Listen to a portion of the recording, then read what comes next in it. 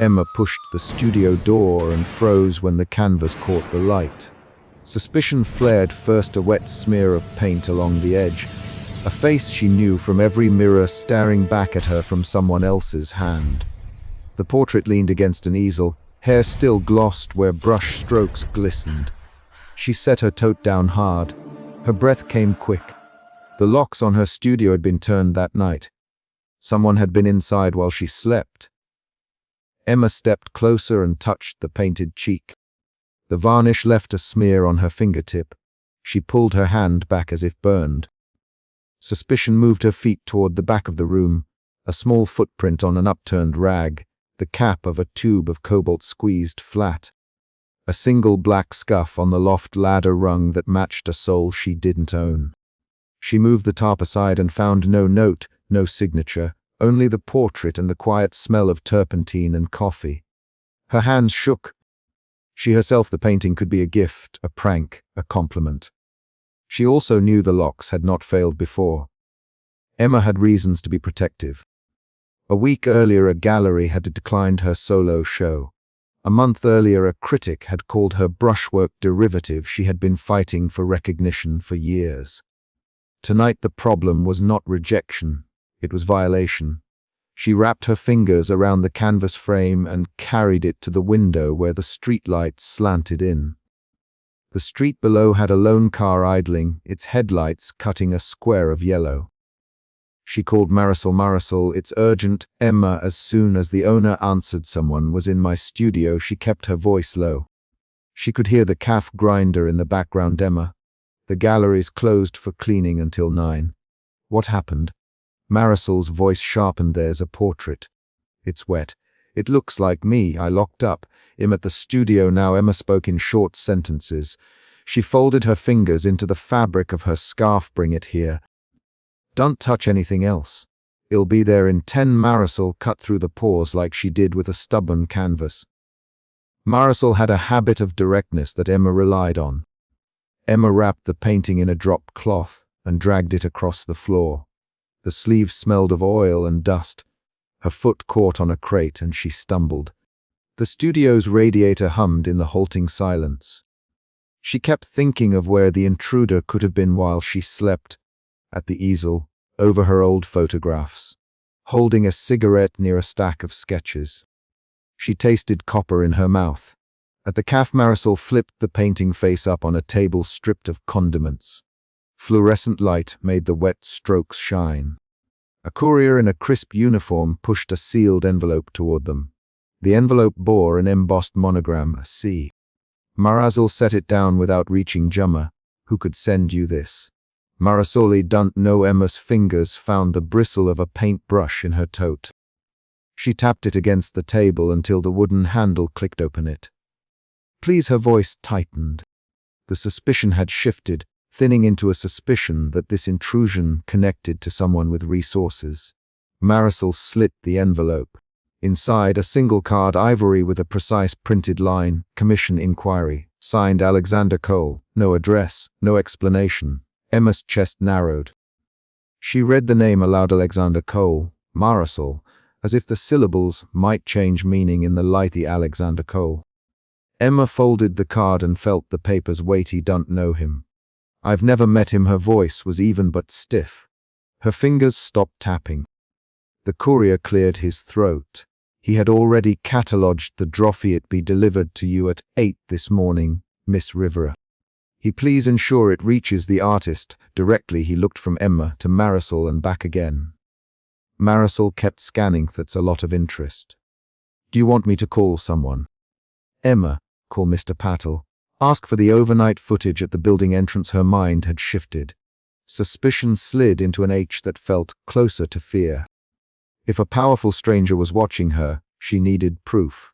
Mr. Patel met them at his tiny security office with a tea thermos and a tablet.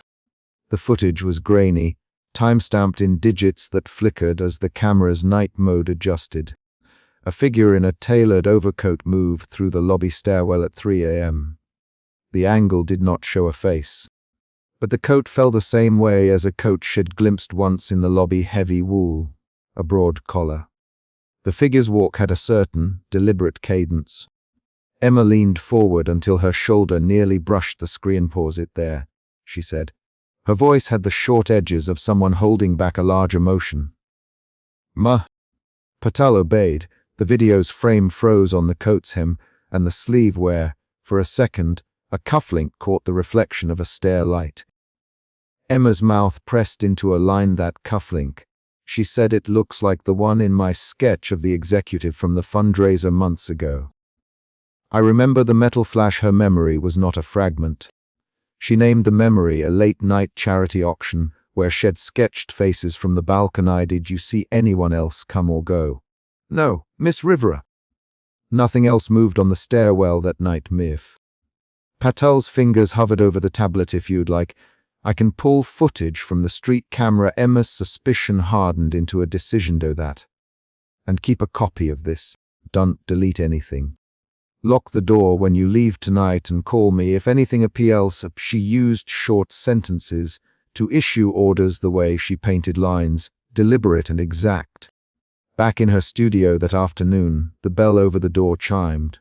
Emma had arranged canvases against the window and propped empty frames on sawhorses. A man stood in the doorway in a coat that matched the silhouette on the video, charcoal wool, cut at the shoulder, a slim silver cufflink glinting at the wrist. He removed his gloves slowly. He did not smile. He carried a leather foliums. "Rivera," he said. The voice was deep and measured. "Me name is Alexander Cole. I am here about a commission." He paused. "If this is a bad time, I can return." His manner was precise, the kind of caution Emma imagined in boardrooms. Emma kept her hands on the paint-splattered scarf in her pocket. Her suspicion flared and flinched between accusation and curiosity. "What commission?" She asked. "A portrait, Alexander." He stepped inside and the floorboards gave with his weight. "A private portrait. I would like you to paint it for me. And I would like to discuss terms in person." He folded the folio before her and opened it to a single sheet. A check typed with a large number and 2 lines of terms. The amount stunned her. The sum would change her winter rent into months of living without barter. Emma's breath shortened. "Why me?" she asked. Alexander glanced around at the stacked work. He did not look at the portrait propped near the window. "I have seen your work." He said he prefer honesty on canvas. His eyes finally found hers. "He commissioned the painting at night as a test. To see how you'd react to intrusion." He kept his voice level. "You reacted exactly as I hoped. You protected your work. You didn't attack the piece. You sought evidence. That is why I came now." His hands steepled for a moment and then relaxed. Emma's face went hard. She stepped toward him and pointed to the portrait. "You sent it to my studio. You had someone break in. You call it a test." She Alexander's name more than once in the accusation. "Theo did that. Alexander, not a break-in. A stage drop. I thought a private anonymous commission would produce an honest reaction. I misjudged it." His jaw tightened almost imperceptibly. "I did not tell him to frighten you. I told him to leave an anonymous piece." He looked at her with a controlled, almost mechanical regret. "Sorry." Emma's suspicion shifted into anger. "You think painting my face without permission is an experiment?" She pulled off her scarf. "Do you have any idea what that feels like?" Alexander's fingers flexed, showing his slim silver signet ring. I do now." He walked to the easel and set his hand on the frame, without touching the painted cheek. "If you accept the commission, I will pay you. If you refuse, I will leave. But I refuse to be the man who watches and hides behind people who do harm." The cloth snapped free and the portrait revealed Emma's face on the auction wall. Betrayal tightened her hands around the canvas tote before she even moved, because the image was the same smear of cheek and paint she had found in the studio weeks before. Guests leaned forward.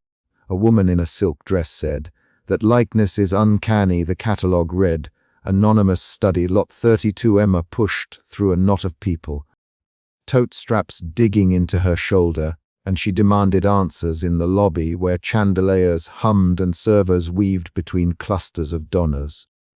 Emma had been awake at 3 that morning, painting until her fingers pricked with blisters, and a half-finished canvas looked back at her. She had left the studio door latched and a single smear of emerald paint on the easel leg. Later she found a portrait in a gallery photo and felt that same smear in the corner. Now that portrait was under a spotlight and a clerk was arranging bidding paddles. Betrayal drove her forward. She stepped into the circle of light and spoke with a voice that held the raw friction of someone who had been taken without permission. That's my face. Emma. Her voice cut across the chatter. She named herself because names mattered here. That is my face, and you don't have my permission. Jonah Morales, the gallery curator, turned, palms up, already wearing the practiced softness of someone trained to calm disruptions. Rivera, we purchased this piece through standard channels. Jonah began. Oh, Emma, interrupting. You didn't. You bought a thing stripped from a studio where I left my brushes out.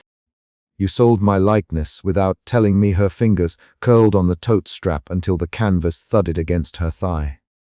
People shifted. A man with a press badge moved closer.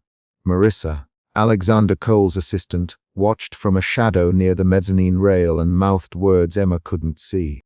Claire, Emma's friend, pushed through and put a hand against Emma's back. Emma, breathe, Claire. Emma's jaw flexed. Her anger changed its tone into a steadier, sharper demand. She hooked a finger toward the painting. Who sold it? Who brokered this? Jonah blinked. We acquired it through a broker representing an estate. The provenance was supplied with sale documents. He spoke like a man reading from a ledger.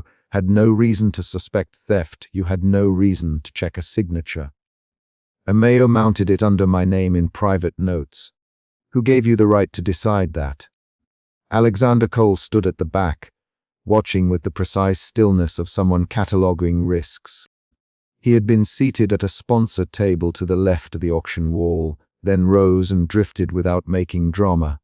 He did not push forward. He did not clap with the rest. He measured. His face kept the same line it held in the boardroom, composed, closed. A security detail flanked him. He steepled his fingers for a moment, and then moved through the crowd with a purpose that made the murmurs shift. Emma followed Jonah into a fluorescent service corridor when he tried to steer the conversation away from the wall. Her voice went low.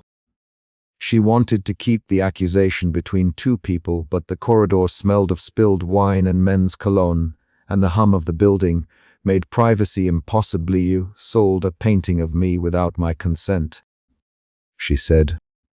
Her shoulders were tense and her feet kept the rhythm of someone prepared to leave. You profited from my image.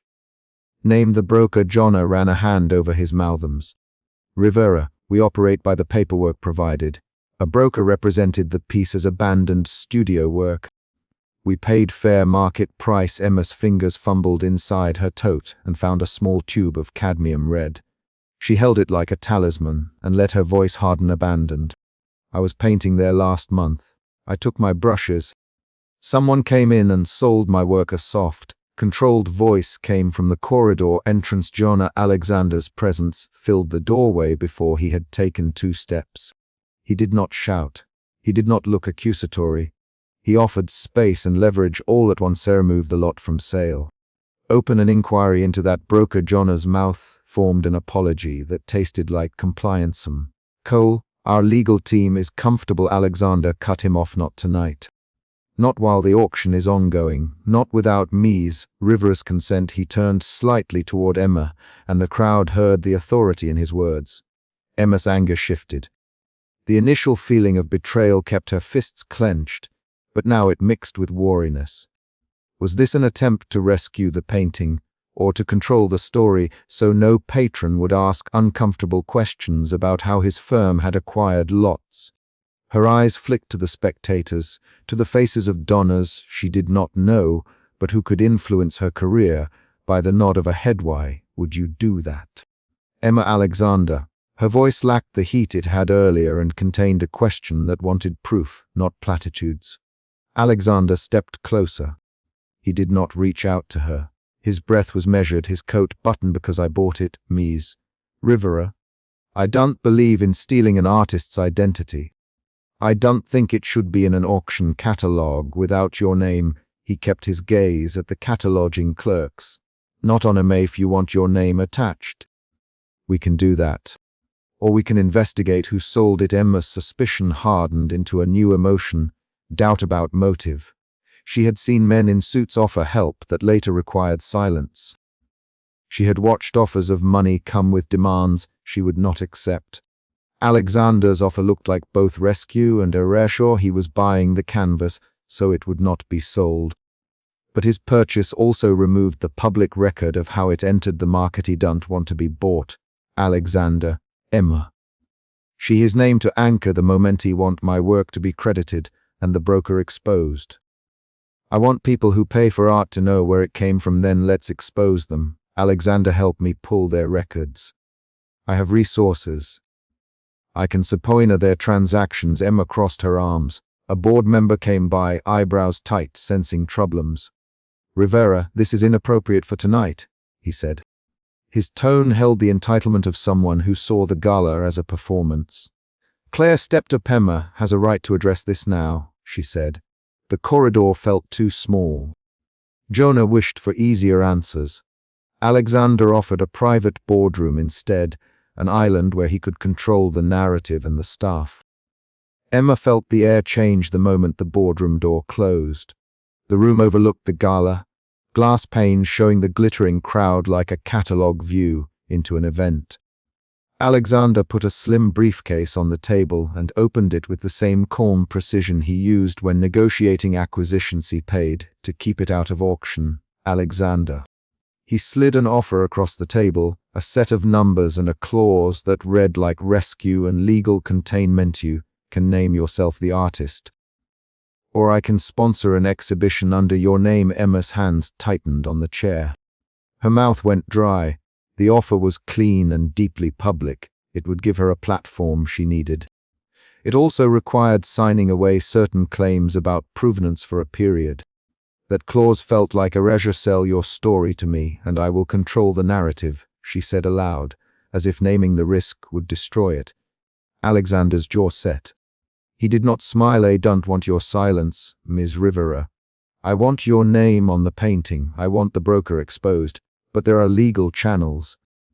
I can make introductions. Emma's indignation flared. She stood and paced to the window, fingers tapping the pane. She could see the auctioneer counting bids like a man reading a pulsar. Then stop, pretending a check will fix it. Find the broker and put my name on the piece. Don't buy me into a footnote. Her voice was low and full of small, hard syllables. Marissa, who had followed to bring Alexander notes, cleared her throat. Cole can contact his legal team and we can subpoena the broker's records tomorrow. Tonight we can remove the lot and issue a hold. Jonah looked relieved. If we remove the lot, we will lose the publicity. Emma faced him. That's fine. Publicity without justice is worthless to me. She lifted her chin and said the single thing she had rehearsed. I will not be bought. Silent outside the boardroom. Jonah's admission arrived. The canvas had passed through a broker who claimed abandoned studio rights and sold the work on that basis. The broker's paperwork looked clean on paper but smelled of sloppy legality when Jonah placed it on the table. Claire, so someone pretended the studio was abandoned and moved your work through the market. We can trace deposits. Alexander traced a finger along the paperwork, then looked up. The first shift betrayal to anger had already happened. The second shift anger to wary negotiation followed when he offered resources. Emma's posture loosened in the room but tightened again when Jonah mentioned board members who preferred quiet resolutions.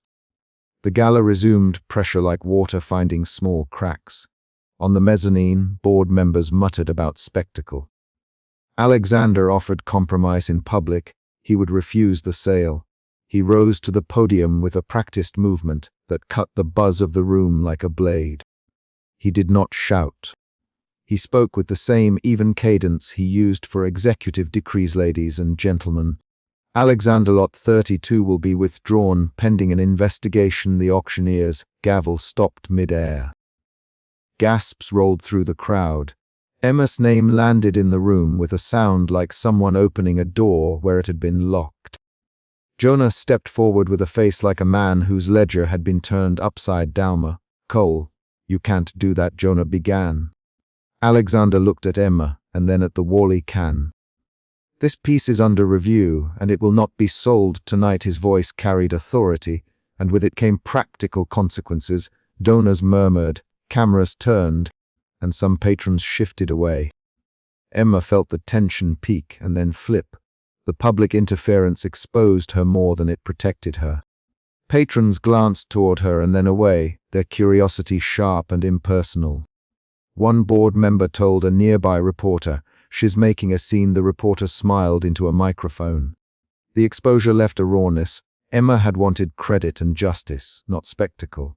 She left the podium area in a rush, footsteps quick. Alexander did not follow immediately. He waited until the crowd thinned and then stepped into the corridor where she had run. Her breath came in hard lines and her hands kept finding the familiarity of paint under her nails. The city outside felt colder by comparison when she walked past the entrance. Emma walked to the coastline alone. The Gallus cab lights blurred behind her. The fog sat low over the bay, pressing salt into the air in wet, tangible threads. She walked with shoes that clicked on pavement and with a head full of decisions she did not want to make. Alexander followed at a measured distance. He did not call her name until they reached the cliff path where the wind picked up and tugged at a stray lock of her harema. "Wait," he said. She did not stop. The cliff's edge cut a hard line against the dark water, and the city lights spread behind them like a distant ledger of lives. Emma perched on a concrete bench and folded her arms around herself. She breathed in cold, briny air and felt the adrenaline drain with each exhalation. Alexander sat 2 feet away. He did not try to touch her. He took a simple step that showed an attempt to close distance without commandeering. "Spacey did not mean to make you a spectacle." He said, "Then why interrupt the auction like that?" "Emma." Her voice had the tightness of someone who would not let pity substitute for action. "Way not quietly Sapoena the records like you said." "Because leaving it in the auction would have erased the record. Alexander, if it sold, the broker would have vanished, and you would be a footnote. I thought pulling it now would force attention." Emma's doubt turned into a different feeling. She was wary but starting to consider possibility. She searched his face for signs of calculation and found only a controlled resolve. "What do you want from me?" She asked. "Edie wants you to keep your name on the work." He said, "And I want you to help me expose the broker. If you allow me to bring legal pressure and public acknowledgement, it will be harder for them to hide." She watched the water froth against the rocks below. Her fingers found a paint-splattered scarf in her bag, and she wound it around her wristy. "Don't trust offers made in a boardroom, Alexander. I trust my work and the people who actually stand by artists. If you want my help, prove you aren't trying to own the story." He nodded on. "Say, can't force you to trust me. I can offer transparency. I'll have Marissa deliver the broker's transaction records to a public attorney if you choose. I'll also put my name on the record backing an exhibition that lists you as the artist." Claire's voice came from the path behind them. She had followed Emma to the cliff without show. "Emma, whatever you choose, will stand with you, Claire." Her presence felt like a small, human proof that Emma was not alone. The night opened another minor shock. Jonah sprinted up. "Out of breath, we found a deposit trail." He said a gallery in Oakland received funds linked to the broker 2 months ago. "There's an email chain." Emma turned. Her hands went cold. The discovery changed the landscape again. It transformed an abstract theft into a traceable chain. She felt a shift from doubt to focused resolve. Her shoulders squared. "Then we follow it," she said. Jonah hesitated. "If we expose them now, they might sue. They might claim we defamed the broker, then we show the records. Alexander, we have the means to litigate. We can bring subpoenas tomorrow." Emma's mouth pressed into a line. She thought of the studio, where she had left brushes on a table and the wet smear of green on the easel leg. She thought of the portrait that had hung in the gallery and how the light had caught the edge of the cheek. The memory of the smear was concrete. It told a factual story. She felt empowerment not as a slogan, but as a sequence of actions she could take: demand records, name the painting, refuse a hushal right. She said, finally, do it my way.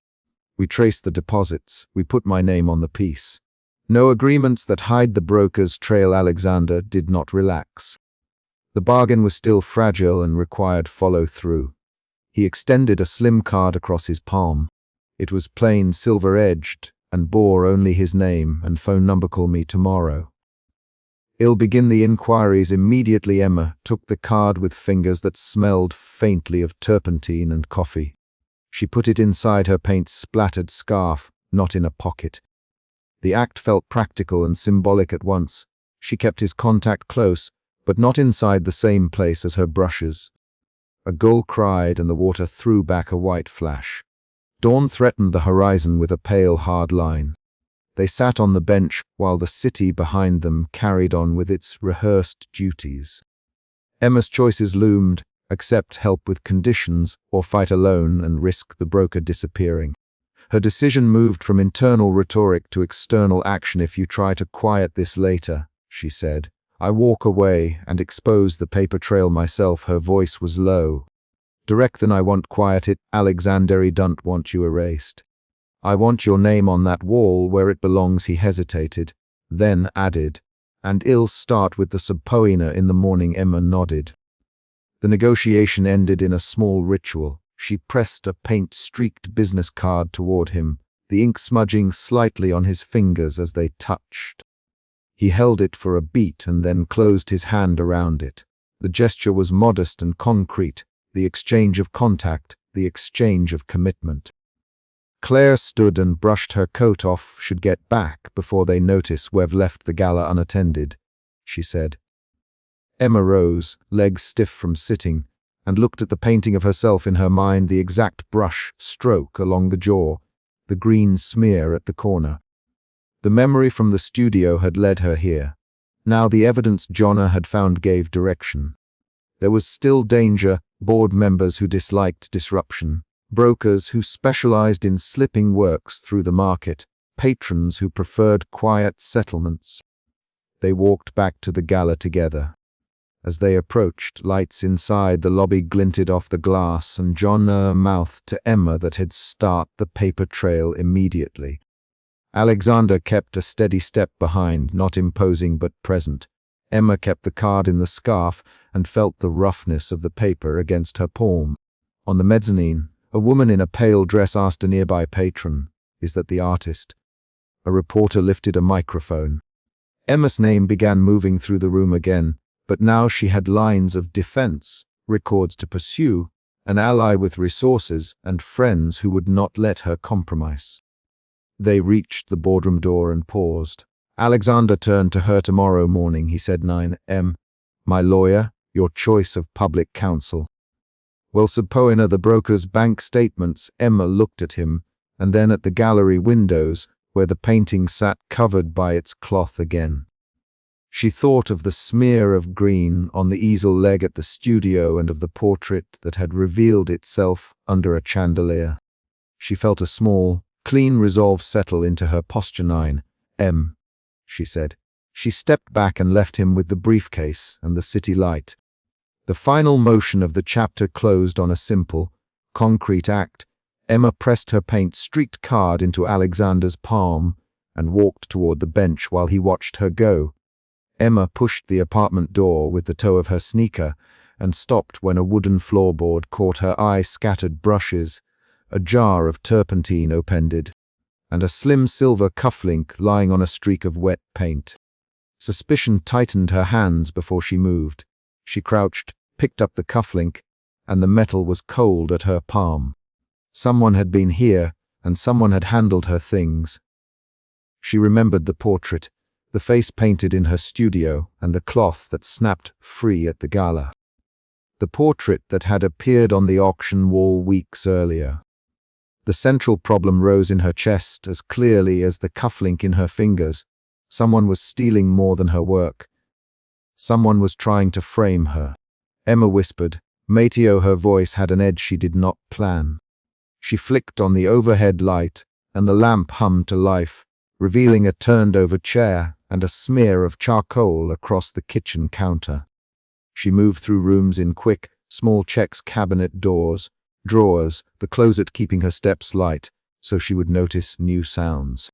Every new overturned item made suspicion grow into a sharper, angrier current under her skin. She called Matteo on speaker. Matteo, you need to come now.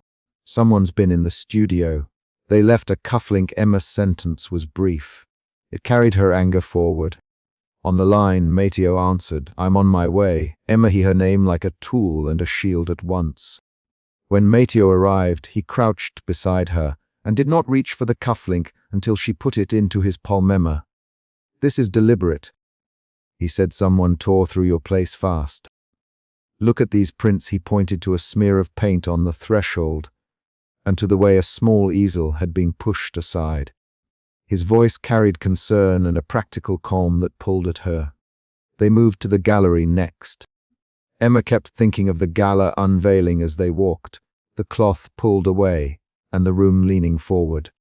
A woman in silk had said, that likeness is incredible, and the applause had closed over Emma like a lid. Now the air felt different. In the gallery security office, Javier rewound footage from 2 nights earlier.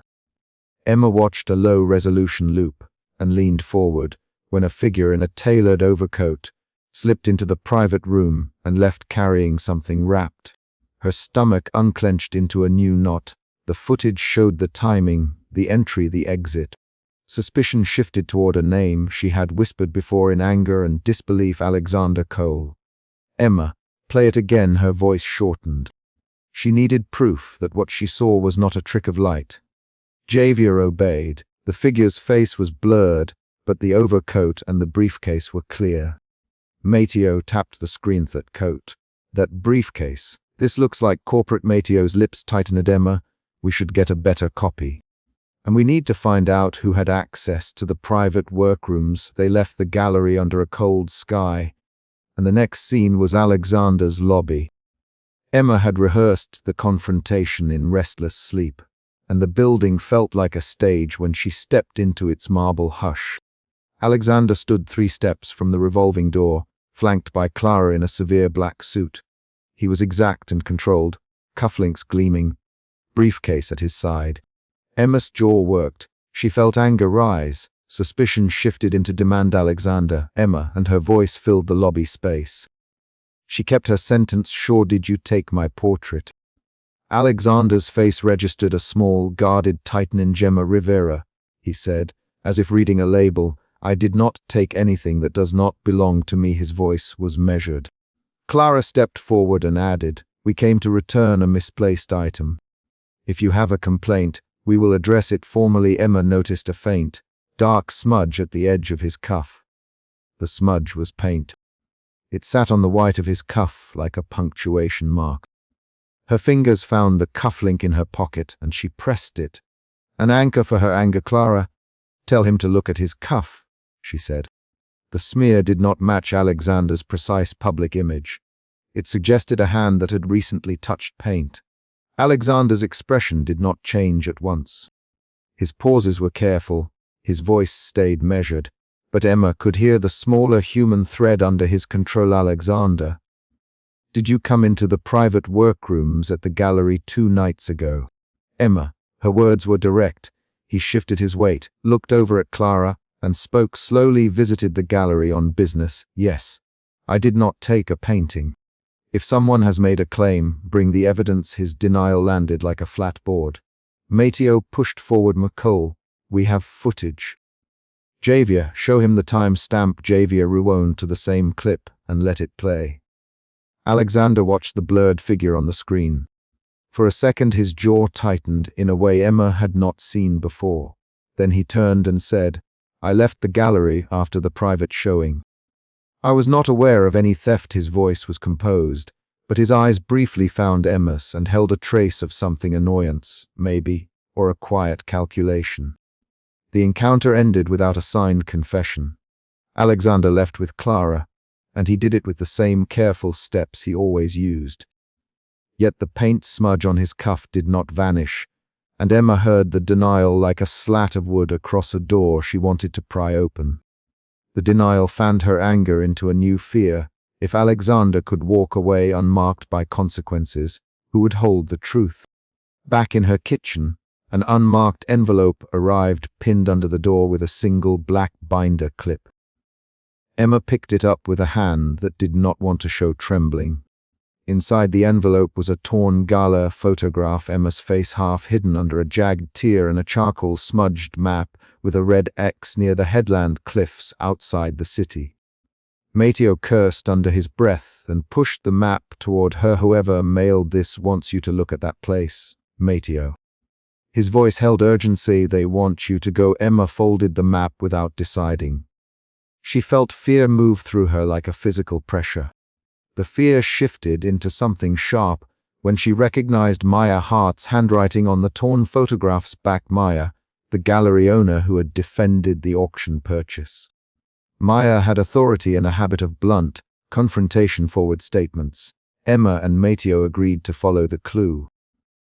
The map implied someone was orchestrating the humiliation, and they needed to force the next move. They drove with the heater turned low and the radio off, letting the city lights slide past in a blur. The map's charcoal marks matched a small pullout on the coastal road. When they climbed the narrow path to the headland, fog clung to the rocks, but the cliff's outline cut the sky. Emma kept her bag over her shoulder, the strap tight in her hand. Her breath came short in the cold air. Suspicion had edged into a raw, brittle anger. Alexander arrived from the other side, stepping out of a dark car without hurry. Emma saw him before he saw her, as if the cliff arranged the moment. Maya waited between them with two other people who worked at the gallery.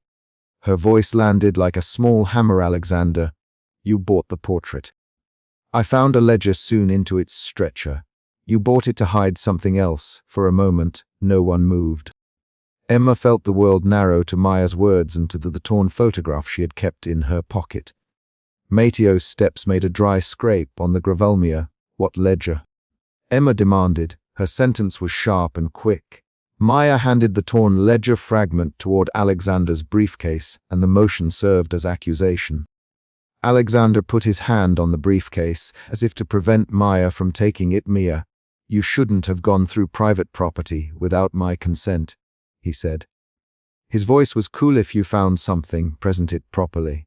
Public accusations are reckless." Maya's reply was immediate. "I am not reckless, Alexander. The ledger changes what I thought I knew about the buyer." Her eyes met his and stayed there. Mateo leaned close to Emma and whispered, "This is the shift we needed." Suspicion tilted into confrontation, and the air charged. Words increased speed and volume. "Mayo bought it to hide records. Mayo had the canvas moved out of public sight." "Why?" "Maya, you don't know what you're holding." Alexander shot back. "You could ruin an estate unnecessarily." His tone carried controlled impatience. "This is my gallery. I decide what leaves and what stays." Maya fired back. "Bring it back to me." Now the argument pushed toward a physical edge. Emma stepped forward with the torn photograph still in her hand and raised it between them. "Bring it back," she said. Her line was short, with the weight of everything that had happened so far. At that moment, a gust hit the cliff. Emma's grip tightened on the photograph. Alexander snapped for the canvas that leaned near the railing. Hands moved. Maya reached. Alexander reached. Mateo shoved to put himself between them. The canvas hooked on the rail. A sharper shove, a misstep. The stretcher slipped free. There was no time to think.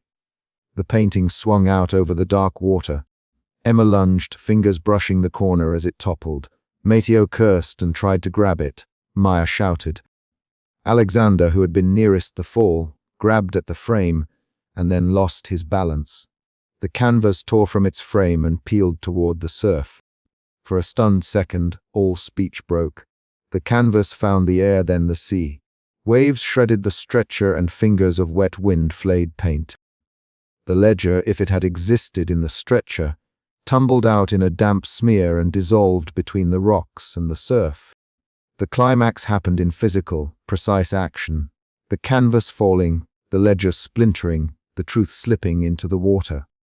Emma felt something in her chest wrench of grief and fury at the same moment. Alexander. Matteo barked. His voice was pure command. Alexander did not hesitate. He stripped off his custom overcoat with hands that were suddenly practical. He moved toward the edge and dove into the black water. The shock of his movement cut through the fog's hush. Emma watched him vanish beneath the surface, and she ran to the cliff's edge. She shouted, "Alexander, hold on!" Her voice cracked with salt and cold. Matteo and Maya peered over and pattered across the rocks to the water's edge. The sea slapped against jagged stone, and no one could reach the canvas. Alexander resurfaced, coughing, and swam back toward the rocks because he had to. He scrambled up, slick hair plastered to his forehead, his face stripped of the careful mask he kept in daylight. Paint flecked his sleeve and ran down his wrist in thin lines. When he stood on the shore, soaked and shaking, he looked different. His tailored suit clung to him, and his controlled posture had loosened. For the first time in days, Emma saw his hands bare and ungloved of pretense. She moved closer despite the cold and the mud and the HOA. She demanded, and in her voice there was both accusation and something else, an attempt to order what had gone wrong. Alexander met her eyes. He swallowed and said, "I didn't want it to be used as a ledger hiding place. I bought it to keep it hidden until I could investigate." Quietly his sentence came rushed and honest, and it did not fit the careful shape he usually cut his words into. "I didn't expect it to end up here. I didn't expect." He stopped and glanced at his wet cuff where paint had run. His pauses were rawer than his usual precision. Matteo crossed his arms and said, "Alexander, you didn't come clean. You made choices that put her at risk." Alexander's reply came fast. "Matteo, I tried to keep it from public spectacle. I thought secrecy would protect both the gallery's reputation and the artist's privacy." He took in a breath and added, "I did not mean for anyone to be framed." Emma, there was no grand apology, only a line that tried to fold explanation into consequence. Emma's anger shifted again, from furious to something like stunned. She felt hurt and then a brittle empathy at seeing him soaked and stripped of image. Yet the ledger was gone, and the torn photograph was damp at her fingers. She looked at him and asked, "Why was there a ledger sewn into the stretcher?" Her tone forced the question outward. Alexander's jaw worked. "He cannot answer that here, but I will find out who planted it. I will use my resources to trace the purchase history and any shipping records." His words were an action plan. He did not promise absolution. He offered work. He reached into the pocket of his damp suit and pulled out a small, paint-splattered scarf. He set it on a rock and looked at him. "I will find who did this," he said. Matteo did not soften. "You left the gallery, Alexander. You had opportunities to be transparent. You chose otherwise." Matteo's lines were short and direct. Emma watched their faces as each line landed. The confrontation had given them new information and new fractures. Back at Emma's apartment before dawn, the group trudged in with clothes scraped and shoes rimed with salt. The night had stripped away some pretenses. Emma made tea with hands that shook and left a kettle humming while she wet a towel for a scrape Matteo had picked up. She sat at the narrow kitchen table and unfolded the torn gala photograph, one slow crease at a time. Alexander stood a few feet away, wrapped in a jacket he had borrowed from Maya, trying to make himself appropriately presentable in a room made intimate by hard reality. He folded his wet hands together. "Emma, I'm sorry for the harm my secrecy caused," he said plainly. "We'll hire investigators if you want. I will deliver evidence if I find any. Let me act instead of argue." His voice aimed at repair through action. Emma looked at him. She could hear the tiredness in his syllables, and she could also hear that his guard had been opened and then used. She felt an impulse toward fragile gratitude because he had dived into the surf for a painting that might have proved her innocence. But she also felt a practical distrust. She needed details, not gestures. She crossed the kitchen and set the torn photograph on the table between Matteo, called Javier and asked for any extra footage again. Maya list every person who had access to the private storage. Alexander, give me every shipping record connected to that portrait she named tasks, because actions were how she would measure progress. Alexander nodded. He wrote down contacts and said, "I'll wire for discreet investigative help by noon. I'll start with the auction house," and the buyer chain. His voice moved from apology to work. Emma watched the slow change and noted how his precision had shifted from a defense mechanism to a practical tool. They argued late into the small hours about who would call whom, about when to go to the police, about public statements. The argument had fits of rapid exchange, 3-4 lines at once, then a pause. Each time the conversation stalled, Emma pushed it forward with a concrete question or a new task. This was her method of turning suspicion into motion. "Mateo, we cannot let this die in the surf." Evidence vanished tonight. He jabbed a finger at the table. "You need witnesses, phone logs, receipts." His voice made it clear he wanted tangible steps rather than speculation. Maya folded her arms. "We'll check the gallery books in the morning and bring them to you." Emma, her voice held responsibility. She repeated her name so everyone would mark it to memory. Javier promised to pull archival footage in higher resolution at first light. Clara agreed to forward corporate timestamps and delivery manifests related to Alexander's purchases. Emma felt the emotional shifts like weather. Suspicion to anger, anger to fear, fear to a narrow, functional hope. She sat with those shifts without naming them. Instead, she mapped tasks and checked boxes on a mental list. The night had changed the shape of the players.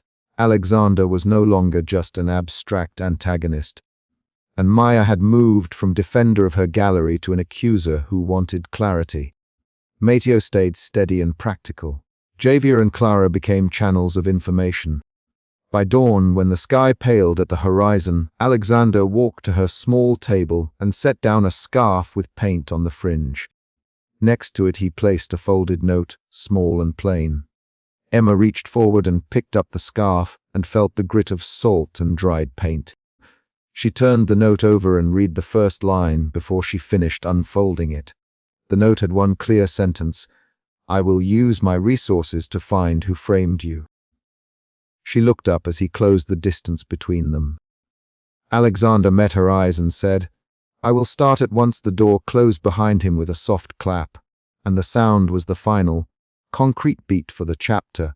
A departing step, a closed door, and a promise laid plainly on the table. Emma sat very still with the scarf in her lap and the folded paper beside her fingers. The morning light cut across the table in a thin bar. She had no illusions about ease. The ledger was gone, and the accusation would live on in the public memory unless they reclaimed it. But she also had a new vector: Alexander's promise, a paint-splattered scarf, and a list of immediate tasks to expose whoever had orchestrated the frame. She set the note beside her coffee cup and stood to make a call. Emma shoved the gallery's loading door with the toe of her sneaker, and it swung wide on a broken hasp. A streak of cadmium red cut across the welcome mat, and a slim, polished cufflink lay in the middle of the paint. Suspicion tightened her jaw as she crouched and wiped a fingertip along the smear to test its tack, the odor of linseed and turpentine biting at the back of her throat. She had found a cufflink once before, the one that had rolled out from under her apartment floorboard weeks earlier, and now another had been left deliberately in the open. The stake was concrete. Someone had staged the gallery to point at her, to make her look careless or complicit in a theft she had already reported. Emma snapped the loading door shut with her shoulder and called Marco on the line, keeping her voice flat so the men on the block wouldn't hear her shaking. Marco reached the gallery in 10 minutes, keys clattering, breath loud in the alley. Maria arrived after him, her jacket still damp from the late spray of the city. Both moved with the kind of precision that came from nights spent protecting other people's work instead of their own sleep. Emma handed the cufflink to Marco, and the three of them leaned over it. Marco turned the silver between gloved fingers, and Maria tapped the face with a thumbnail, the small sound sharp in the room. Same set, Marco Sam engraving on the back. He doesn't miss much. Emma pressed the cufflink into her palm and felt the cold seam of metal under her skin, an ordinary object that had become proof. Suspicion hardened into anger as Emma them what she'd found in her apartment weeks ago, brushes knocked over, a jar of turpentine poured out, a cufflink on a wet smear. Each sentence as an action. She palmed, she crouched, she lifted and let the proof stand in the silence that followed. They wanted you to see it first, Maria. Voice steady. They wanted you to be the one who knew Emma, who benefits if framed. And the question landed on the office table like a challenge. They moved to the security monitors. Emma's fingers trembled when she tapped the screen to enlarge the feed. The camera over the alley recorded people in coat hoods and delivery trucks. The city moving like a machine beyond the gallery windows. A timestamp blinked the hour, and for a minute the image offered nothing but routine. Then a shadow slowed, a figure in dark clothing crossing the frame and trailing near the gallery the week before. Emma leaned forward until the monitor reflected in her eyes. The footage changed again, and Alexander's presence altered the room without a word. He appeared in the doorway as if he'd stepped from the monitor into reality, impeccably dressed, hands folded as though he had been rehearsing his calm. Maria watched him with a guarded look. Marco tightened his jaw. Emma felt a second shift suspicion into a narrowed, testing kind of distrust, and she let her posture show that she wasn't ready to accept his help. Alexander's voice filled the office. Without overwhelming it, he saw the notice on your door. I came to help with anything you need. He approached the monitor, and his gloved hand hovered above the playback controls like a surgeon preparing a procedure. Emma, why would you come here in the middle of the night, Mr. Cole? And the name sounded heavy in the small room. Alexander sat at the console and watched the feeds, his face an even plane that gave away nothing. He replayed the alley footage and paused at a shadow lingering by the bike racks. The figure's stride was deliberate. The shoulders carried a cadence that suggested training. Marco tapped the monitor and said, "That looks like the man who followed Emma last week." The office traded a few clipped exchanges, and the dialogue functioned like inspection. Short, precise, revealing small facts that stitched a larger pattern together. A nearby shop owner's clip arrived on a memory stick from Maria's phone, a 2-second angle that widened the timeline. The camera on the corner showed a masked man waiting below a street lamp on the night the portrait first appeared at the gala. Emma watched the loop and felt her stomach go cold. She recognized the way that man's head turned toward the gallery window. No one said framed in a single breath anymore. They traced action and motive through motion. Marco, this isn't just a frame job. Someone's building a trail, Maria added, or pulling one apart. Someone with access to private walls and private sales. The suspicion that had started at the door shifted again, this time into a prickly, alert fear, the sense that the threat had a direction and a purpose. They split into tasks like a crew on a set. Marco went to the storage rooms to check the inventory list. Maria called contacts at the auction houses. Emma took the monitors and replayed the street cam again, looking for anything the others might have missed. She paused each frame and focused on small gestures, the way a hand pressed a cigarette to a lip, the tilt of a head, the rhythm of a walk. A man in a dark coat paused at the gallery's side and adjusted his gloves as if making sure no paint fingerprint would give him away. Emma froze the image and said, "He shifts his weight onto his left leg when he thinks no one watches. He did that on the night of the gala." Marco sat down heavily and said, "Okay." That shows intent. Their talk was businesslike. They traded specifics instead of feelings. Marco and Emma drove to an off-the-books tasting room that doubled as an underground auction site after Maria gave them a lead. The place smelled of old wood and spilled wine, and someone had left a tray with half-eaten olives on a service cart. Inside a small back room, men leaned over private catalogs, flipping pages with thumbs that had been used to writing checks more than drawing lines. Emma carried her tote like evidence, and tried to keep her face the same as she stepped into the dim light. She had to pretend indifference, and in that act she gathered information from posture, from the way a bidder's glove rested on a table edge.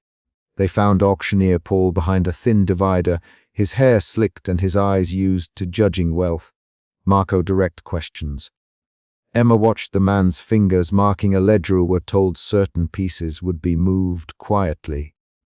Paul, a private catalogue circulates for collectors who prefer a different kind of privacy. Emma, whose name tops that list. And Paul hesitated, his mouth tightening. Deal with collectors' privacy. Sometimes buyers don't want their names listed beside every purchase. Marco, tell us one name. Paul tapped the ledger, then said, there's a client who buys portraits under an alias. He pays through a trust. He likes pieces that look like people you wouldn't expect on a gallery wall. Emma listened until she could name possibilities aloud. A seller who hid identity. A buyer who shaped provenance. A man at the next table laughed softly and set down his glass. Emma caught a phrase he didn't realize had spoken loud enough. We move things when the boardroom turns its head. Emma turned and asked, who are you? He lifted his chin and said, call me a broker. Call me Paul if you like. Marco leaned in. What boardroom? The broker shrugged. Sometimes patrons create private shelves. Sometimes the work is a favor. Sometimes it's leverage. The line of conversation tipped, and a small reveal arrived. The portrait's trade had purpose beyond collecting. It had been arranged to place a face in a room and a name in the wrong hands. Emma's anger returned when she realized who benefited, not the unknown buyer, but the one who could manipulate the narrative around her work. She thought back to the gala when her portrait had been unveiled and people had pointed and whispered. She remembered the silk dress woman's casual comment that made the room lean in. Emma stood there, the underground room's low light catching flecks of paint on her knuckles, and said, they used my face to sell a story, Marco. And they used the portrait to move something else. We need to know what Maria's call came then. A sighting reported near the Embarcadero, someone who matched the masked man's build seen on the monitor. The timing snapped, everything taut again. They left the auction with no answers. Only the sense of being pushed toward a coastline where secrets moved with the tides. A taxi took them to the water's edge because that's where the tip had said a man would meet a buyer. Emma walked the fogged promenade with Marco at her side, each step leaving prints that the surf could erase. The fog hugged the street lamps low, and Emma's breath came visible when she spoke. If someone's trying to pin this on me, they'll be willing to get rough, she said. Marco nodded and answered with practical steps. We don't go alone, we record. We watch exits. The plan was small and concrete. Follow the man, record his delivery, identify a buyer. The man they followed had quick shoulders and the habit of checking over one shoulder twice before stepping into a doorway. Emma kept at a distance and held her phone steady, the camera app recording to a file that could be played back in court. The man ducked into a side alley and then into a low concrete stair that led to a basement tasting room. They paused on the stairs above as a voice filtered up, a low conversation, the clink of glass. Marco, we should go in. Emma felt a pulse of fear that pushed the back of her teeth together. She breathed cold and answered, we go in on my count. The two of them descended. Inside, the room smelled like old paper and brandy. A table sat with a few men clustered over a private catalogue, and the man they had followed stood by a doorway talking to someone whose profile was half in shadow. Emma moved forward and said, we want to know who bought the portrait. The men looked up, and the conversation snapped into a different register. One of them said, not your business, little artist Marco. This is our business now. The tone hardened into a short, practical confrontation, and a nearby waiter spilled a tray to create chaos. In the scramble, Emma heard a name, Nathan Hale, mentioned as someone who had been handling deliveries for a collector with a private account. Nathan's name landed like a blow because he had been the masked man on the monitor. Back in the alley, Emma and Marco argued. Quick choices a call Maria and bring footage Marco. Emma stopped him with a hand. No, we keep Nathan moving. We see where he goes next. She sat on the curb and pulled her gloves tighter. The fear that had been under the suspicion now sharpened into a concrete, combustible dread. Nathan was no faceless operative. He had a pattern and likely allies. Emma's voice dropped into practical commands. Record everything. If he meets a buyer, we get a name. If he leads us to a collector, we trace the catalogue. Marco swallowed and said, "You're sure?" Emma answered with a short laugh that had no humor. Sure enough. I won't be someone else's exhibit anymore. A call from Maria redirected them. Security footage from a shop near the gallery had been enhanced and showed Nathan approaching Emma at the gala. Emma watched the frame where Nathan paused and looked at the portrait on the wall as if cataloguing the face. Her throat closed. The implication shifted everything. This was not random theft. The man who had planted the cufflink and smeared paint was managing a narrative. Emma felt the stickiness of betrayal, but converted it into work. She copied the frames, annotated them, and pinned them on a corkboard in the gallery's storage room with thumbtacks. The corkboard looked like a dossier by the time Maria arrived with a handheld recorder and a pack of coffee. She leaned in and read the time stamps aloud. He arrives when the gala finishes. He waits until the guests thin. He checks exits. He carries a small case. He cleans his hands in the alley before he moves. Each detail tightened the portrait of Nathan until he was more than a threat. He was a pattern with logistics. Maria, patterns mean handlers and customers. We found a broker. Now we find the customer. Emma's hands drummed on the wood. The emotion that had been suspicion, then anger, then fear, now evolved into a tense, focused determination. At 2 a.m, a tip led them to the coastline for reasons neither Emma nor Marco could fully explain.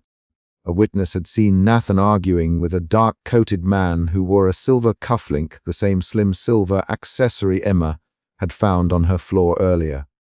The witness said the two men had split toward the water, and a small skiff headed out past the piers.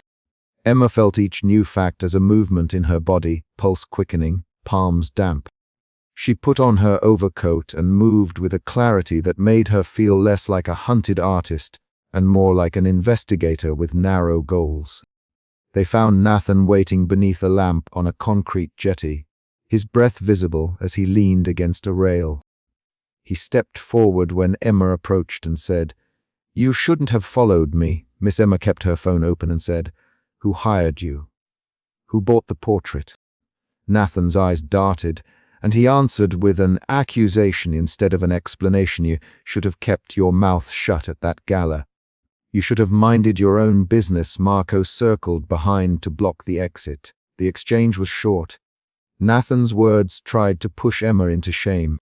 Her posture pushed back into confrontation. Then a shape moved through the fog and everything hardened.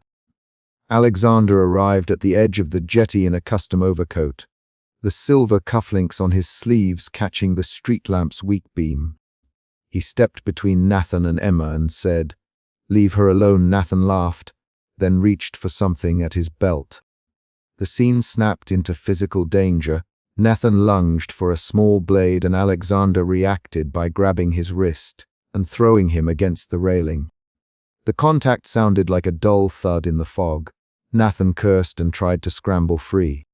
Emma ran forward and grabbed Nathan's arm, feeling the shake of his muscles and the dry sweat on his palm. Her fear showed in the way her hands shook, and she held him harder. An argument broke into a practical struggle. "Let go of me!" Nathan spat. Alexander kept Nathan pinned and said, "You will tell us who ordered the portrait deliveries." Nathan kicked out and landed a sharp jab that grazed Marco's rib. Marco cursed and helped control Nathan's free leg. Emma's questions came fast. Who paid? Who used the portrait? What was the catalogue? Nathan hissed between teeth and said, "You don't understand the deals. You don't know what collectors do." Maria's voice cut through over the phone. Shed stayed back and called the police, and she said, "We're on our way." "Stay put." The call arrived like a countdown. Nathan tried to break free, and the scuffle escalated into a short, ugly fight. Alexander's hold was steady, a pressure that redirected Nathan's weight, and Emma felt the cufflink she had found in her palm dig into the crease of her fingers. Nathan's eyes flicked to the cufflink, and for a moment, his face shifted into something like recognition. He spat a name. Holloway. The single syllable landed like proof and an unexpected twist. Holloway was not a broker. He was a corporate figure known for using private accounts to move art as favors. The name reoriented Emma's thinking. This was not a random collector, but someone connected to corporate influence. Alexander again, voice low and controlled. Who else works with Holloway? Nathan paused and answered in a rush. There's a shortlist. Paul knows. There's a trust account. He does favors for clients who make problems. Go away. Marco repeated the name into his phone to Maria. The revelation changed their strategy. They now had a concrete lead that linked the portrait trade to a known patron with means and motive.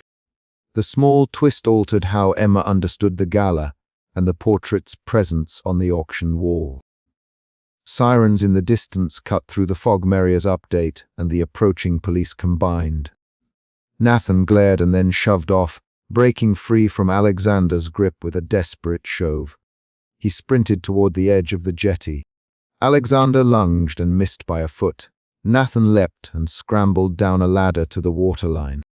Emma watched him go, the man disappearing into the black seam between pier and sea. For a second she felt the old, raw sting of helplessness.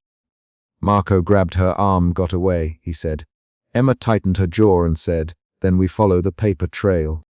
We follow Holloway. The small cliffhanger. Nathan's escape into the dark left the night's stakes sharper.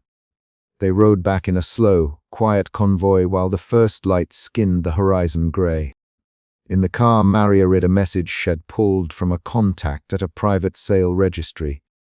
A name flagged on several transfers and a ledger entry that matched the portrait's description. Emma read it out loud and then folded the print carefully into her pocket. She felt the fatigue in her limbs, but also a slight steadiness. The night's events had pushed her through suspicion, anger, fear, surprise, and now into a focused resolve that prioritized facts over emotion. At dawn, they dropped Emma at her stoop, and Marco waited until she unlocked the door before he drove off. Emma found the key in the lock and turned it slowly, the gallery's shadow stretching down the hall behind her. A single paintbrush lay across the doorstep, bristles inked in the same cadmium tone as the smear in the alley.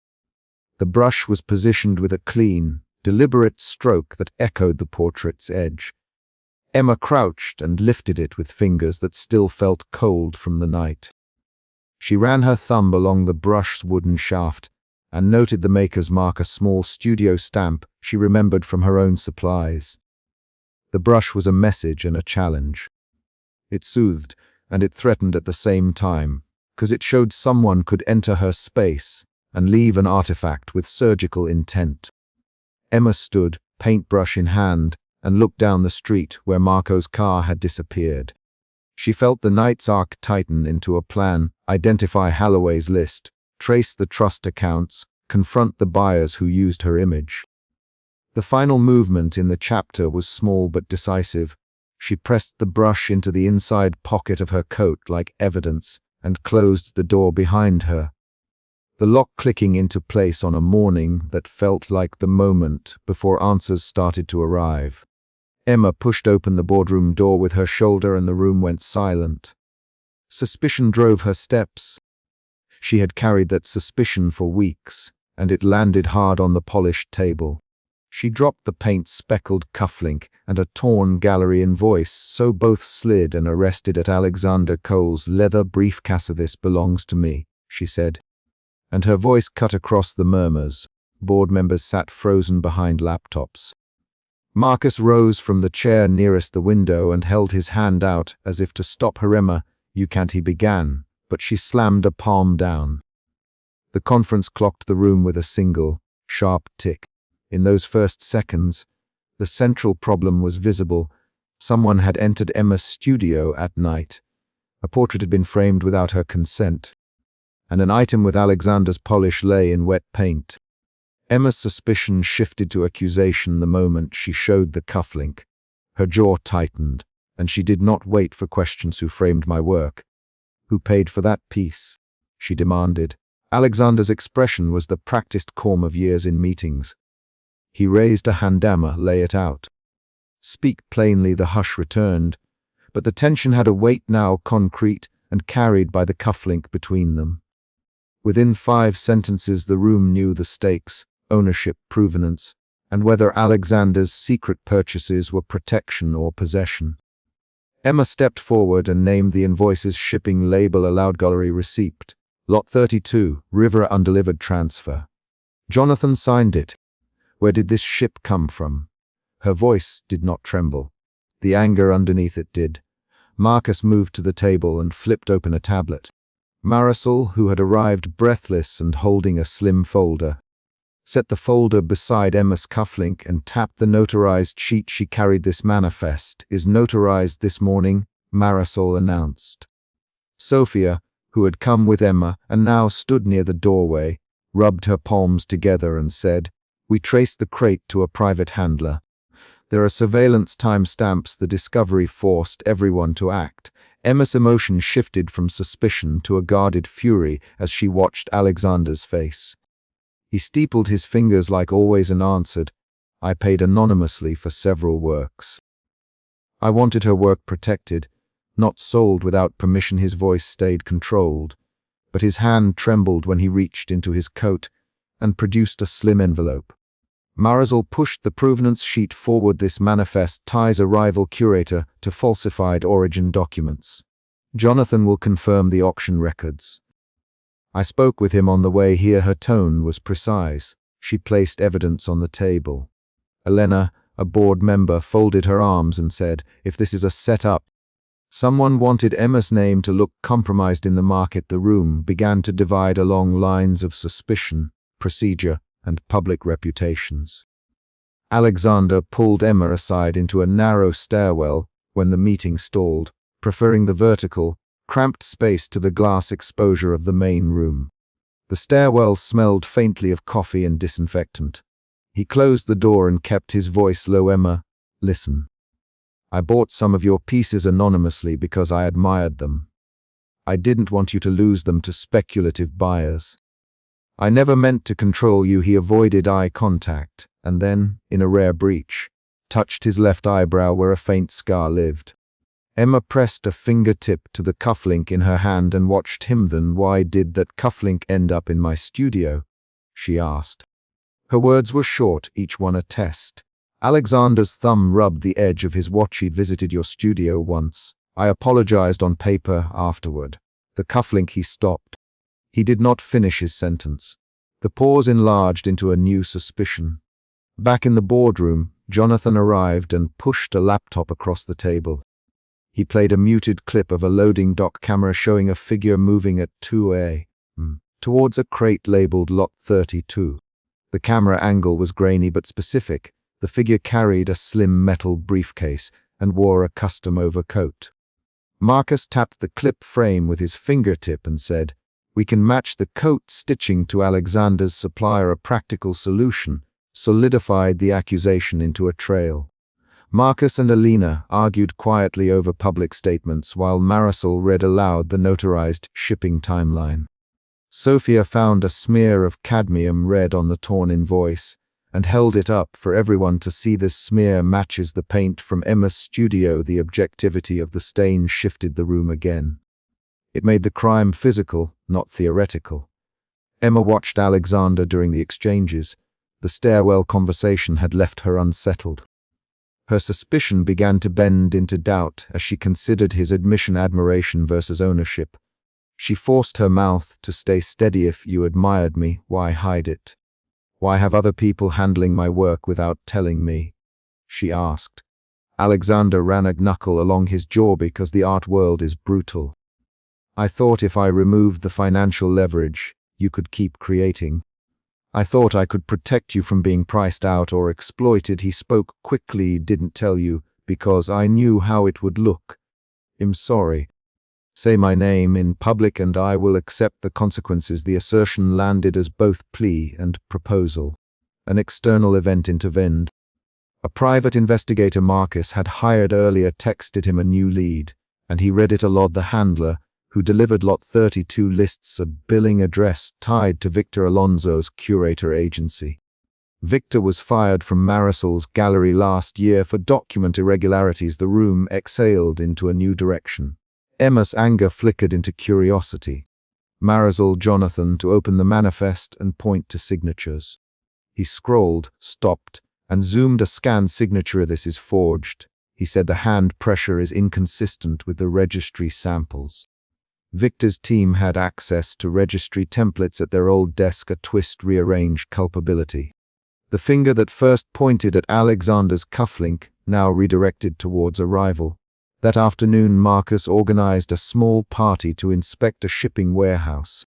The light was flat in the storage aisles. Emma walked between stacked crates and felt the grit on her sneakers. She moved with purpose. She opened one crate and found an original canvas, rolled with labels misaligned. In the packing foam stuck a paint-flecked cufflink identical to the one she had found in her studio. Emma held the cufflink tighter. The flicker between doubt and anger returned. Sophia crouched and examined the crate's seam. This crate was resealed after shipment, she said. Her hands smelled faintly of soap and turpentine. Marisol photographed the seam with a small camera. Marcus compared timestamps on the shipping manifest against the crate's seal mark. The physical evidence forced a new sequence of questions: who had access to both the gallery and the studio that night. Alexander did not try to hide his involvement in the follow-up checks. He walked the aisles with a steady step, but his eyes betrayed exhaustion. He kept glancing at Emma. Each glance was a small negotiation. Emma, he said softly within earshot, I know how this looks. I will do whatever it takes to make this right. His voice was a thread. She tugged at it, measuring whether it would hold. They drove to the coast at dusk, because Emma insisted on a place where the city could not witness their exchange. The wind clamped at her scarf and caught at Alexander's overcoat. The coastline scene gathered them along the walkway, where gulls argued above the surf. The sky held the exact gray that made faces look honest. There was no room for evasions. At the cliff edge, Alexander faced her squarely. He inhaled and then spoke, without the boardrooms filter. Did enter your studio. I took the portrait down and moved it into secure storage, because I saw someone trying to replicate your canvases. I thought if I possessed copies of your work, I could stop them from passing off forgeries. I know it read as possession. I am sorry I didn't tell you. He did not ask for forgiveness. He offered the facts. His voice trembled once and then steadied. Emma's hands clenched. The canvas she had brought you stole my consent, she said. Her words were precise. You removed my right to decide where my work went. She kept her posture rigid and did not cry. The pain showed as a taut line between her shoulders. Alexander's shoulders dropped the smallest amount. He feared losing you and your work to a market I do not trust. He admitted he feared the rival curator would claim your origin and ruin your credibility. So I paid and I moved pieces. I thought I protected you by cutting the market's leverage. His confession outlined motive, but left consequences tangible. The first emotion shift reached clarity in that moment. Emma's suspicion moved into anger, then into a controlled, searching clarity. She listened and measured whether his fear had been a protection or a selfish erasure of her agency. If you truly wanted to protect me, you would accept public responsibility and reveal the chain of custody. Her demand made the stakes operational. Alexander hesitated, and then nodded. I'll sign a public statement naming the purchases and the dates. I'll authorize Marcus to release bank transfers. I'll go on record to say I acted alone and not to profit from your work. He paused. But I need you to agree to one public clarification. You must let Marisol show provenance corrections at the next gallery release. We can fix this, but only if we are transparent. His offer was a bargain with consequences. Emma walked away along the cliff path to gather herself. She did not run. Her steps tapped steady against the packed earth. Sophia followed at a distance and finally caught up Emma. Sophia quietly, "You asked for the truth. You have it now. What do you want to do with it?" Sophia's voice was practical. She held an evidence bag with the crate's seal. Emma sat on a low wall and ran a thumb over the canvas edge. Her emotions shifted again from clarity toward a cautious willingness to test Alexander's public commitment. She wanted to see action, not promises. If he's willing to admit this where it matters publicly and legally, then I will consider repairing trust. If he hides behind silence again, I will press charges. Her words were deliberate, and they turned the choice into a measurable demand. They returned to the gallery that night to confront Victor Alonso's forged trail. Marisol had arranged a meeting with Jonathan and 2 forensic document examiners. The small gallery office smelled of lacquer and paper. Jonathan spread printed evidence across the desk. Victor's handwriting shows a trimmer in strokes when forging registry entries. He explained he used a template copied from the registry folder at Marisol's previous office. The specificity undermined Victor's defense. Marcus produced bank transfer records, and an annotated ledger. Alexander's account shows payments labeled private acquisitions toward anonymous handlers. The transfers to the handler that moved lot 32 happened 2 days before the unauthorized framing. Marcus' voice was flat. The numbers confirmed the timeline. Marisol held up the sealed manifest and said, "We traced the chain to Victor's courier's van. He tried to create provenance to drive the piece's auction value. He used forged registry entries to legitimize it. Every new piece of evidence redirected blame." Victor arrived at the gallery that evening escorted by a courier who had been subpoenaed. He tried to speak and Jonathan interrupted him. "Victor, your signature practices show access to our registry templates. Why did you falsify provenance?" The rapid back and forth turned into a small confrontation. Victor stammered and then accused Marisol of negligence. Marisol replied, "You used our processes to cheat artists and auction houses." Emma's work was never meant to be a lever. The exchange produced a clear twist. Victor had motives tied to market speculation. Sophia found an email thread on Victor's laptop that proved a relationship with a collector who bet on rising values by manufacturing scarcity. The email contained concrete language: create provenance to raise lot price, withhold originals until sale. Emma read the email and felt bile rise. The twist changed how she understood earlier nights. Someone with access to galleries and registry templates had a motive to frame her work and to smear her credibility if she resisted. At midnight, Alexander invited Emma to his private study to draft the public statement. The study smelled of cedar and old paper. He placed a blank document on screen and asked, "How do you want this phrased?" His question sought her leadership in the repair. She read the first draft aloud and suggested specific language to name dates, transactions, and the handler's details. They negotiated wording line by line. Their interaction was work. Each edit rewired the possibility of trust. They paused, and Alexander, "Emma, I will accept legal liability for my purchases and allow Marcus to release the records. More than that, I want to give you rights to how your works are presented at any event I influence." His voice was steady. She considered the clause: formal public accountability and enforceable control over her work's provenance. Emma insisted on a clause requiring Marisol to publish a corrected provenance sheet at the next exhibition. Marisol agreed and added an addendum promising documentation access to Emma. Marcus set terms for releasing bank transfers. Jonathan drafted an affidavit to the auction house. The group worked methodically. The repair became procedural rather than rhetorical. A new external event arrived the next morning. A courier handed Marisol a sealed envelope containing Victor Alonso's resignation and a confession to forging the provenance and to coordinating with the handler. The confession named the collector who had funded the operation and included bank records linking the operation to a shell company. The gallery staff exhaled. The physical confession changed legal trajectory. Emma read Victor's confession aloud in the gallery office and felt the knot in her chest loosen just a fraction. She did not celebrate. She catalogued "This proves intent," she said calmly, but intent and damage are not the same. "I still lost agency when my studio was entered." Marisol placed a hand on the folder and said, "We will publish the correction with the timeline and proof. This will restore provenance and remove false claims." The promise was concrete. The public correction went live that week. Jonathan sent a press release that quoted Alexander's statement, accepting purchases and naming dates. The release listed Victor's confession, the corrected manifest, and assurances from Marisol's gallery. Reporters called. Board members read out excerpts and then fell silent when Alexander scheduled a private meeting with Emma.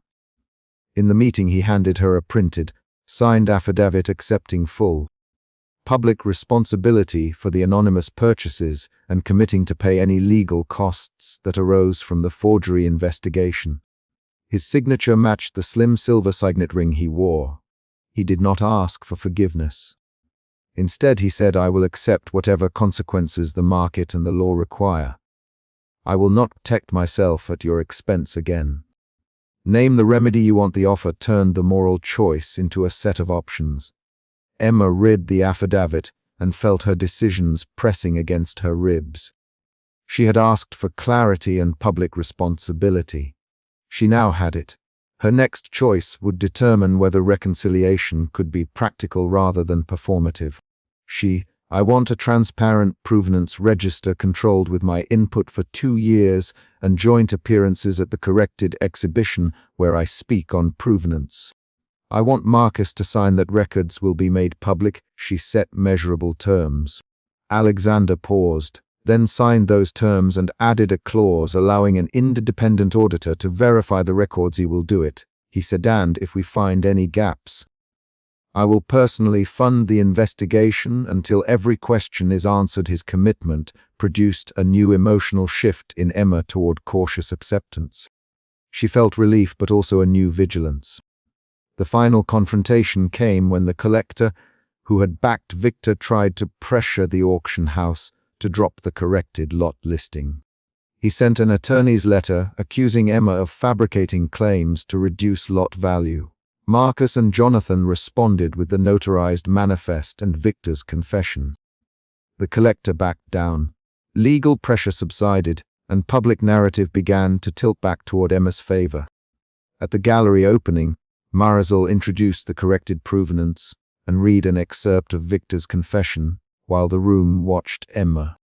Cameras recorded her face as she stepped to the microphone and spoke without melodrama. "My work belongs to me and to the context I create it in," she said. Her voice was even. Each sentence was practical and short. The audience heard facts, not pleas. After the event, in a small corridor behind the main room, Alexander found Emma and offered a simple, concrete action. A verified itinerary of every time he had entered her studio and a promise to replace any damaged work. "He will not control you. He said he will stand publicly and take responsibility for what I did, including any reputational damage. I will not ask for your trust. I will earn it through specific acts." You can verify his words mapped to actions. Emma tested him with a rapid back and forth. "Will you sign a clause that allows me to refuse any sale you attempt to influence?" She asked, "Will you allow Marisol and me to co-sign on provenance sheets?" Alexander answered each request plainly and signed each clause as she named it. The exchange had the cadence of legal negotiation and the odd intimacy of people repairing a breach through paperwork. Night fell and the gallery emptied. Marisol, Marcus, Jonathan, Sophia, Alexander, and Emma sat around a small table with take-out containers. Conversation drifted toward logistics. They talked about timelines, audits, and next exhibitions. Laughter came briefly when Jonathan mispronounced a collector's name. The small human moments revealed something practical between them. 2 weeks later, a courier knocked at Emma's studio door and handed a sealed envelope. Inside was a typed letter from Alexander with a single line and his signet pressed into the paper. "I will accept accountability, publicly and legally." If you prefer no further contact, I will abide by your decision. The letter's physicality mattered. It was simple, documented, and absent of performative language. Emma placed the letter on her workbench and picked up a paintbrush. Her fingers felt steadier than they had in weeks.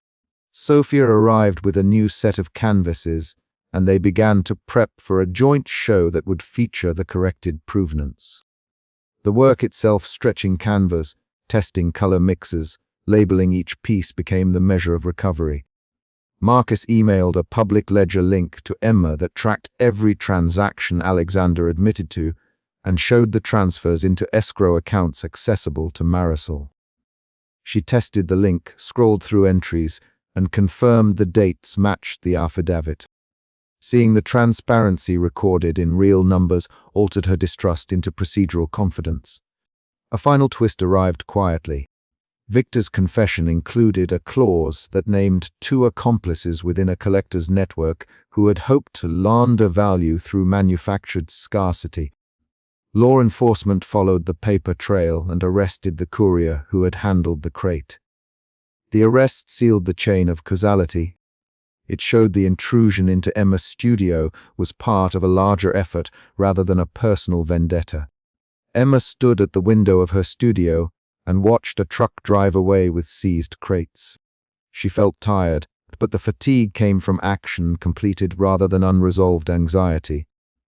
She folded a canvas corner under her thumb and thought through steps she would take to secure her studio better.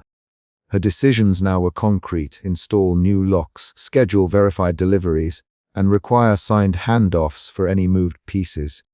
At a private meeting later, Alexander handed Emma a small wooden box containing a paintbrush cleaned and a single polished cufflink resting beside it. He did not speak for a moment. Then he said, "I kept this cufflink because I thought it tied me to something you created. I give it back to you now, and I ask only that you name how I can repair what I damaged." His voice was spare. Emma placed the cufflink on the workbench and picked up the brush. She looked at Alexander and then at the brush. Public responsibility, verified records, and no unilateral decisions about my work. She said then, "Well, see how your actions match these words." Her answer was not forgiveness in a single breath, but a contract in steps. Alexander nodded. He signed an additional addendum that gave Emma the right to veto any sale he proposed for 5 years, and he arranged funds for a provenance auditor Marisol trusted. He left the gallery the next day with his overcoat pulled high, but he had left behind signed documents that could be checked by anyone. The chapter closed not with a speech, but with a concrete beat. A courier handed Marisol the final notarized manifest at the gallery door while cameras watched as Alexander signed a public statement in the small office across the hall. The documents were filed. The legal and public record matched Emma's demands. She packed a canvas into a crate with Sophia's help and sealed it with a new tamper-evident mark. Emma sealed the crate and slid the tamper-evident strip across the seam with slow, deliberate fingers. She wrote Lot Rivera verified on the label and handed it to Marisol. Marisol nodded and slid the notarized manifest into the courier's hands. Marcus recorded the handoff on his tablet. That single chain of visible actions closed the chapter's mini-conflict: ownership restored, responsibility accepted, and procedures instituted to prevent repetition. When she locked her studio that night, Emma did not feel triumphant or naive. She felt tired and pragmatic. She placed the cufflink into a small drawer and closed it. The choices had consequences that would be measured in audits, press mentions, and the slow rebuilding of trust. She left the studio door and met Alexander at the gallery entrance. Alexander met her with a plain envelope containing proof that he had filed the public statement and that his accounts had been moved into escrow. He held nothing more dramatic. Emma took the envelope and acknowledged the action. "She'd do what you promised. If you break these terms, I will pursue this fully." Her voice was a contract rather than a plea. He answered with one line, quiet and clear. "I will." The word had weight because it was now paired with signatures, public records, and legal consequences. Outside the gallery, Marisol hugged Emma briefly and then turned to Marcus and Sophia to finalize the corrected catalogue. Jonathan closed the office lights. The group dispersed with tasks and timelines rather than declarations. The story did not end with a tidy romantic reconciliation. It ended with paperwork, handoffs, and enforced transparency, concrete actions that could be audited and repeated. The final situational beat came when the courier handed the manifest to Marisol and Alexander signed the public statement in front of a notary. Cameras recorded the signatures. Emma watched both events unfold and then sealed a crate for shipping.